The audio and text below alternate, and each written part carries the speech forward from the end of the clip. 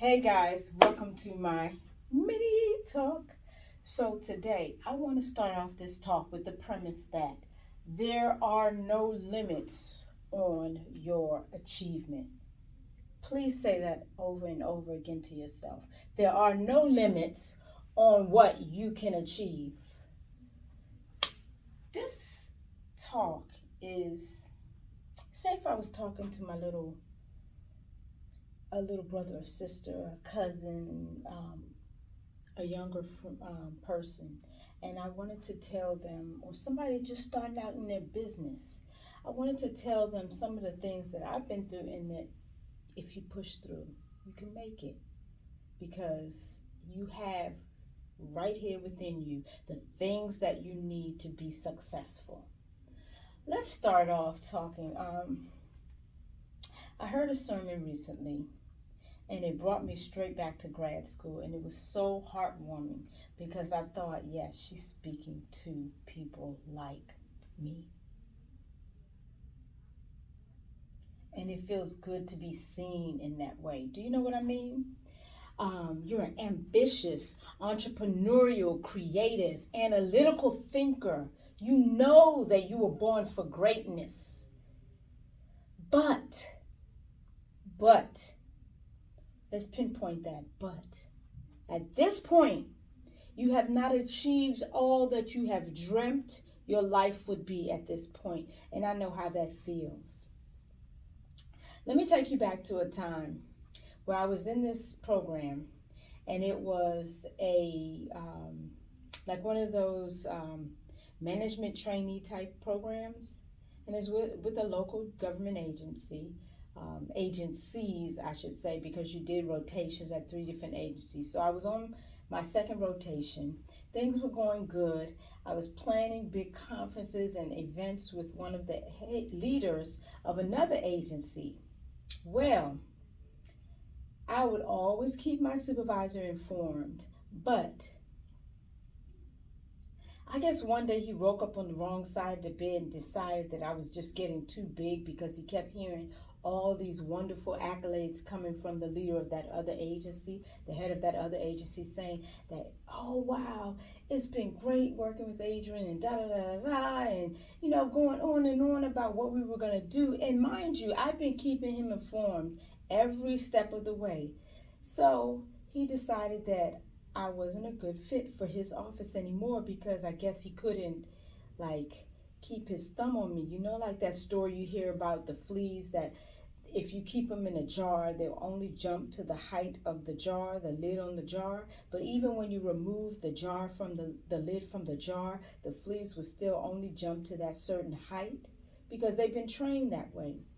But I've been trained, and I know you feel this too. You've been trained that dream big, do well in school, do the things, volunteer in your community, do all the things, work on your gifts and your talents, share them with people, and try to be your best self at all times. And so you do that thinking that it's going to be a payoff at the end. And yes, there is going to be a payoff, but not every step of the way there's going to be a payoff. Because sometimes some people see that light in you, and they see that, wow, this could be a problem for me, even though you don't want their job, but they see you as a threat. You want the time, you want the space, you want the energy, freedom to be able to come and go and produce the way that you wake up in the morning feeling revived and fresh, new ideas, and you're thinking, wow, I'm going to make a real impact on the world today. I'm going to make an impact on someone's or many people's lives today.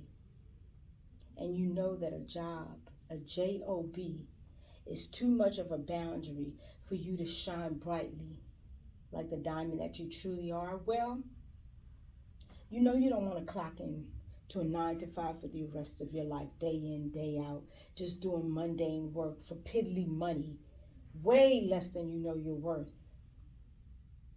But think about it like this. So I was on that same job, and I really enjoyed the work that I was doing, because it was around the arena of social services. We were planning family and children programming. And so we were looking at doing conference programming, some work in the community. I mean, really just an all hands on deck type of approach. So it was really in my wheelhouse for things that I love to do and I've done in the past very well. But like I said, there was that one supervisor who felt threatened by my ability to be independent, even though he told me to be independent because he was never in the office. And at that very moment on that job, I was just about to buy my first house. And he basically put me on administrative leave, and I didn't know the reason. There was no reason. I'd never been written up. I'd never gotten any complaints. I'd never had any type of indications that that was going to happen. But I knew that when I went on administrative leave, it was time for me to pack all my stuff in my dusty box because I was in a building, and this was before they renovated what is now the St. Elizabeth's in Southeast DC. So I packed all my stuff because, you know, when you're an intuitive, you have that intestinal fortitude, that gut feeling when things are about to take a different course, and you have that rumbling in your belly, in the deep pit of your soul, that things aren't going to go the way that you started out that day thinking they were going to go, and you better be prepared for your plan B. So I had started talking to different people, and I found out through my dad and my godfather and some other people that they were doing some contracting for another agency doing work with child and family. And so I started contracting with them. And just as I was preparing my contract to go through with that, I got this, oh, don't come in today. We're going to do some planning around the office, da, da, da, da. And I kind of knew, like I talked to my mom, and I kind of knew that, you know, I had an intuition that they were up to something because this guy was not necessarily trustworthy. So anyway, long story short, short story long, I never continued with that internship program.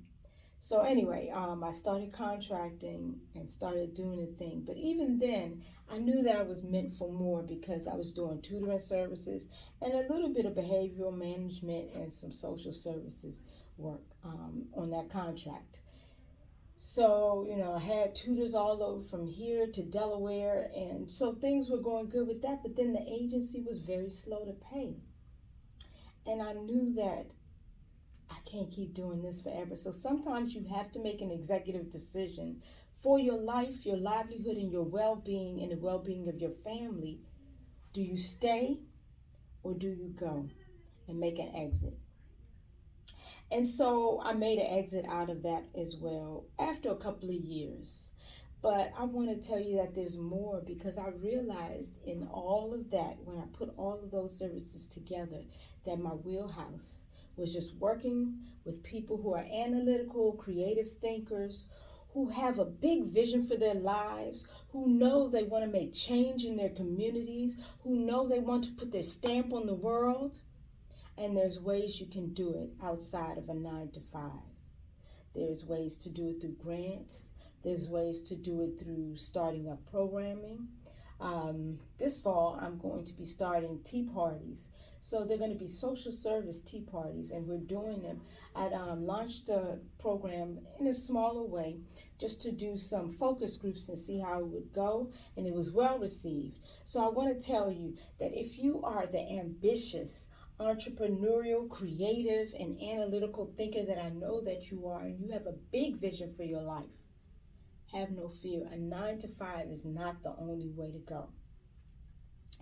But I would have a caveat: don't leave your 9-to-5 just yet until you've tripled or quadrupled that 9-to-5 income and made sure that your family is stable month over month over month.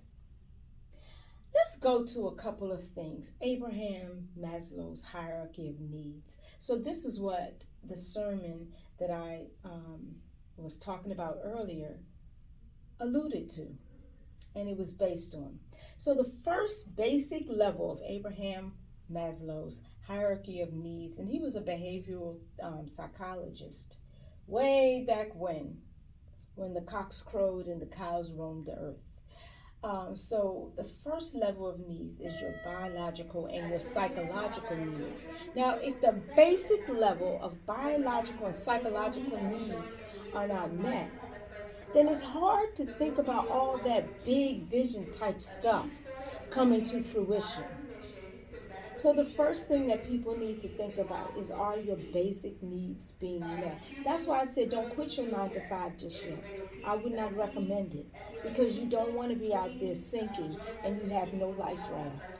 You have no nest egg. You have no cushion to maneuver with. If you're thinking about, okay, how I'm going to eat today, how I'm going to keep these lights on, how I'm going to pay the gas bill, all of those things, how I'm going to put gas in the car, how I'm going to pay my mortgage. If those needs aren't met, then it's hard to think about the big vision, ethereal, fluffy, nice, wonderful, feel good type stuff. So the basic biological and physiological needs, a roof over your head, food in your tummy, food, water, those types of things, shelter. Those are basic needs. The next is safety needs. Safety needs means that are you feeling like you are secure, you're being loved, you feel part of a community, all of those things, that's your second level of needs. So now you see how it goes from the basic needs being met to now we're going to safety needs. The next thing is your needs for love, acceptance. Do you feel like you're being accepted in a community? Do you feel like you have a network around you, a fail-safe, people that care about you, relationships that you really work towards and you feel a part of something big and wonderful and beautiful? That's your third level. Now we move up to esteem. Esteem and confidence. And in all my years of working with families and children and young people, my sweet spot used to be people in like that grade 3 through 9, those middle school teenage years, because they're coming into so much. Their bodies are changing, their minds are changing, the hormones are raging, all the things are going on. But the one thing I always found about them is if their level of confidence wasn't rooted deep and grounded, there was problems. And a lot of times when they were having trouble in school and all of those things and trouble at home, it all came back to what is their level of self-confidence? What is their esteem level? How do they feel about themselves? Do they feel like they're beautiful? Do they feel accepted, loved, wanted, cherished, nurtured? Do they know there's something great within them? All of that speaks to your self-esteem and your deep-rooted, like, I know I am great. That harkens back to there are no limits on what you can achieve. There are no limits. The limits are, think about that flea in that jar. Your only limits to achievement is the limits that you put on yourself. Forget about what other people say. It's the things that you take in. It's the things that you internalize that make the difference. If you hold your head up high and say that I know I am great, I was born for greatness, I am here and I am still here because there is more for me to do with my life. And the things that you need to do it are here, right inside of you. Don't ever forget that. So after you get from your self-esteem needs, then you start to think about the cognitive. The cognitive is where you start to really work on the things you internalize. Do you take what other people give you and you let it live rent-free in your head? Don't ever take what other people say about you and let it live rent-free in your head. Because what they say about you is their business and their concern that has nothing to do with how great you are. Now, the level that most people wish that they could get to, but very few ever achieve, is that level of self actualization. And history has said that there's very few people that have self actualized. We might look at examples like Martin Luther King. He said, I have been to the mountaintop and I have seen, and although I know where we need to go, I may not get there with you, but you keep on going. One of my favorite poems growing up was Life for Me Ain't Been No Crystal Stair by Gwendolyn Brooks. In the elementary school, we used to do recitation. So, well, son, I'll tell you, life for me ain't been no crystal stair. It's had cracks in it and boards and splinters and boards torn up and places with no carpet on the floor, bare. But all the while, I's been a climbing on and reaching landings and turning corners and sometimes going in the dark where there ain't been no light. But son, don't you fall back. Don't you sit down on them stairs. 'Cause life for me ain't been no crystal stair. But you, son, the mother's telling her, you, son, you keep on climbing. Because every generation gets one step up from the last generation. So they get the benefit of the learning that the last generation had. The lessons that they passed on, the stories that they told, the warnings, the energy. You can do this. It's like, you know, those children who say they're first generation college students. Their parents saved up, they scrimped, and they did everything. They put everything they had in them so that they could go run the race that they wish they could run. You see it a lot of times when parents are saying, oh, my child's going to be this. My child's a wonderful dancer, singer. My child's so great at school, like their child is the best. And that's because they put all their hopes and dreams in making them much better than what they laid the foundation so that their child could take wings and fly like a little butterfly, like a bird, right? So self-actualization, there's very few people, Mother Teresa, Martin Luther King. I mean, we could probably count on one hand the historical figures that have actually gotten to the level of personal growth and achievement, self-actualization, where they actually saw their vision come to fruition in its fullest form, right? And that's where a lot of people, especially people who are big dreamers, they think about it. Wow, I could see the beauty of the vision that God has put within me. So what I want you to think about today is there are ways outside of a 9-to-5, outside of the traditional ways of work hard, study hard, grind and don't sleep and be the pressure cooker and just keep running the race. There's so many other ways for you to creatively use the things, the tools, the resources that you have at your disposal to achieve at a higher level. And I want you to sit down and start thinking about that. What time, what type of space, what creativity, what energy freedom do you really seek to have in your life?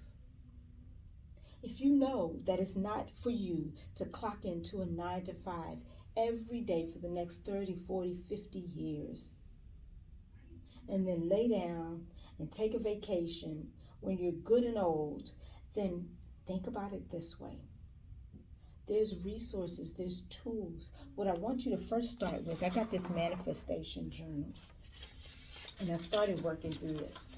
One of the aspirations or affirmations that I really love, outside of there's no limits to what I can achieve, is I am worthy of the wealth, the freedom, and all the desires of my heart. Right? I'm a money magnet.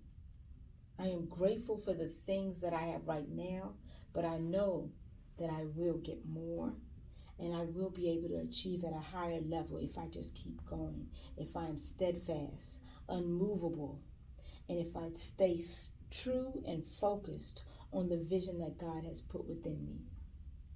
I'm a great giver and I'm an excellent receiver. And in order to manifest, you have to be a great giver. You have to give freely. And you also have to be able to receive. On the way into the office today, someone said, "Oh, I like your shirt." I said, "Thank you." And she said, "I like your shoes." And I said, "Well, thank you." Wait, let me do that again. Thank you. Sometimes you gotta pump yourself up. You know what I mean? Okay, so let me have a seat real quick. Let's talk for a moment. You know you want more. You deserve more. Let's get your basic needs taken care of. There's programs, like I started this Done For You program here, and I work with analyticals. I love working with creatives. I'm an analytical thinker, and I'm a creative. And those are my people. And I feel like, I read the story recently, read the studies recently, and it started to become a trend on like some of the social media platforms about Generation X. And I'm like, why they put the babies that was born in the 70s and 80s and they just called them Generation X? We couldn't even get a cute name like millennials, boomers. No cute monikers like that, just Generation X. You know, when you can't sign your signature, what do they tell you to put? X. So Generation X supposedly is the generation just under the boomers, I believe. Sometimes I get these things confused because they keep coming up with new terms for each generation. So anyway, I think Generation X is under the boomers. So like our grandparents, parents, things like that. So Generation X would be the babies of the 70s, 80s, early 90s, right? And so they said Generation X are the generation that's never going to be able to retire. I'm like, well, there's many folds to that. On the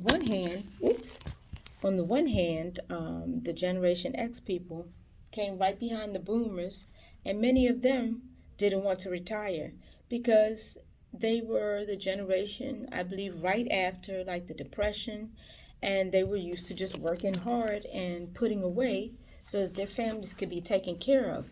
And salaries weren't what they are today, so they just kept working and working and working and took sometimes 2-3 jobs, and they did their best with what they could. But a lot of the boomers are still working now. And unless they're forced to move on, then that's less opportunities for some of the other generations coming behind them to move up and take over. So anyway, so Generation X was the generation that was told, go to school, get good grades, get a good job.